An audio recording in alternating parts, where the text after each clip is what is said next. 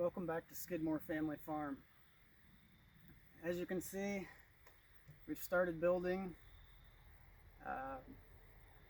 We got our shipping container. We got a 40-foot long shipping container. It's going to be our storage so we can get our belongings and stuff down here and not have to rent a storage unit. And I got the center columns. I don't know if you can see them. There were the concrete columns like I did on the front and back in the past videos. I did the center ones, which allowed me to put the beam. We have a doubled up 2x8 beam that goes the whole length down the middle. And once I got that done, I was able to start putting the floor joist in, which you can see they're all in. The middle beam has to come up about an inch, so the centers, they're not fastened down, but once I bring a floor jack in, I can jack it up, put some treated 1x underneath it, and then we can secure these down, the floor joist to the center beam. And once that's done, I got to go around and tighten a few things up, hammer in some nails that the nail gun didn't shoot in quite all the way. And then once that's done, I don't think you can see it, but I have plywood, 3/4 inch plywood tongue and groove that's for the decking that'll make this smooth all the way across. And we'll glue and nail and then screw that down. Once that's done, I can probably knock that out in a day or so, and we should be able to start assembling the walls. My plan is to assemble, or my next trip, I've got to go back home tomorrow morning, and I'm going to stay in Indiana probably for the weekend. And once I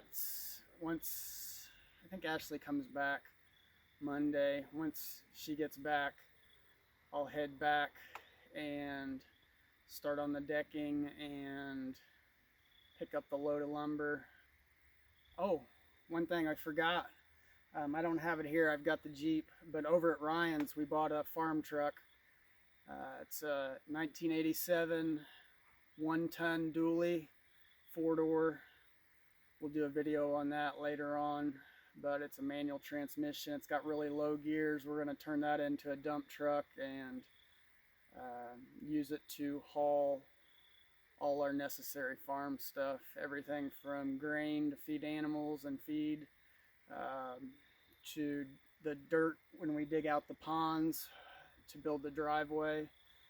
That'll be used to dump all the dirt out, and just numerous things. I mean, I've already used it to I've got our telephone pole, our power pole. It's a 30-foot pole. I used that to pull Ryan's trailer, and I did that yesterday, which was a nightmare. I headed out with the trailer, and the road's really narrow to begin with, and people are acting like idiots, like they don't want to share the road. But I get up to the main highway to the hardware store that sells these power poles that's in town, and as soon as I go to turn on the main road, they've got traffic backed up for miles. They're paving the whole city, the main road that goes through town, and the traffic directors or traffic guards, whatever you want to call them, we're letting people sit for like 20 minutes in one lane's going one way. 20 minutes later, we got to move some. I got up to the traffic guard. He stopped us for like 20 more minutes. Then I get the power pole, and it's the same thing. I go to get back on the highway, or the main road that goes through town, which it's a highway once you get out of town, and sit there. I mean, it turned a 20-minute trip into like an hour-and-a-half deal, or longer, maybe 2 hours. So that kind of set me back. I was hoping to have the decking on and take my time and do more video today, but I just couldn't make time. I had to get this done, at least this part, before I leave in the morning. So I'm sorry that we didn't have like a play-by-play video of everything. I've just been super busy with selling that. The house is sold. We're out of the house. We got moved out of that last Thursday, which would be, it'll be a week ago tomorrow. When you're watching this, it'll have been a week. So the house is done, sold. That's how we were able to, once we did the closing and all that, we were able to start purchasing the lumber, the shipping container, got a truck. So in the last week, between me and Ashley's been doing a lot of the legwork for me and calling people, getting a hold of the shipping container company. They delivered that we called them last week, and then we finalized the date this past weekend, saying we would be here, and they delivered that this morning or just before lunch. So we've just been running ragged pretty much.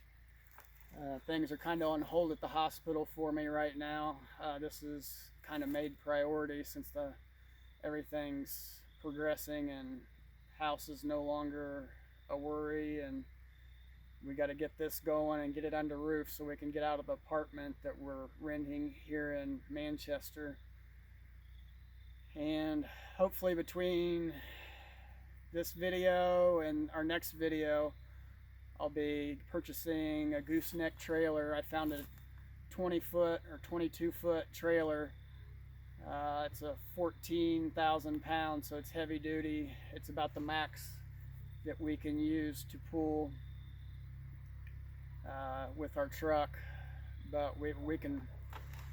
I was talking to Ryan about that, how you figure out. He said you could probably pull with the trailer probably the 14,000 pounds with ease. You're not going to run 70 mile an hour, but for hauling cattle or anything really heavy, we should be able to do that.